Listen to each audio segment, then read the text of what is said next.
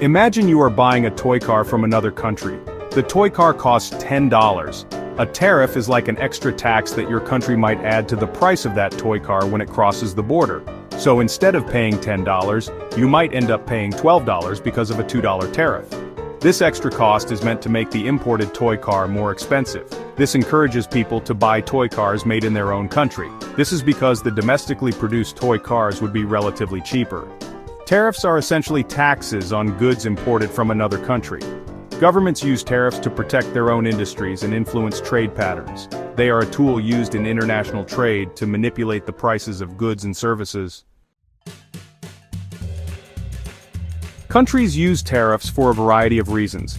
One of the main reasons is to protect domestic industries. By making imported goods more expensive, tariffs make it easier for domestic producers to compete. This protectionism can help to save jobs and support key industries. Tariffs are also used to generate revenue for the government. The extra money collected from tariffs can be used to fund government programs or reduce other taxes. In some cases, tariffs are used to pressure other countries to change their policies. For example, a country might impose tariffs on goods from a country that has unfair labor practices. The goal would be to encourage that country to improve its labor standards. Tariffs can have both positive and negative impacts. On the one hand, they can protect domestic industries and jobs, generate revenue for the government, and be used as a bargaining chip in international negotiations. On the other hand, tariffs can also lead to higher prices for consumers, retaliation from other countries, and a decrease in overall trade. It's a balancing act, and the effects of tariffs can vary depending on the specific circumstances.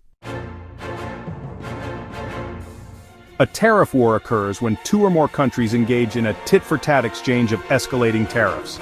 Imagine two children with bags of candy. One child throws a piece of candy at the other. The second child retaliates by throwing two pieces back. This quickly escalates into a full-blown candy war. Tariff wars are similar. One country raises tariffs on a particular good, the other country retaliates by raising tariffs on a different good. This back and forth can spiral out of control, harming businesses and consumers in both countries. Section 5, the Smoot-Hawley Act, a tariff war that worsened the Great Depression. The Smoot-Hawley Tariff Act of 1930 is a prime example of how tariff wars can have disastrous consequences. This act, signed by U.S. President Herbert Hoover, raised tariffs on over 20,000 imported goods to record levels. The goal was to protect American farmers and businesses during the Great Depression. However, the act backfired spectacularly. Other countries retaliated with their own tariffs and global trade plummeted. This exacerbated the Depression, leading to higher unemployment and economic hardship worldwide. Section 6, U.S.-China Trade War, a modern example. More recently, the world witnessed a trade war between the United States and China.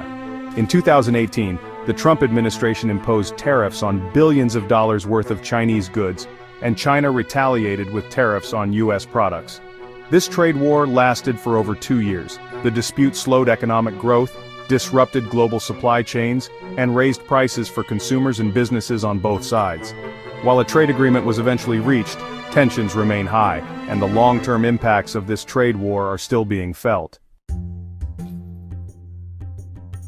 Section 7, the Global Web. How tariff wars affect everyone. Tariff wars might seem like a distant economic concept, but their effects are felt by people around the world. When countries impose tariffs, the prices of imported goods rise, making everyday products more expensive for consumers. Businesses also suffer as their input costs increase, and they face uncertainty in international markets. This can lead to job losses and slower economic growth.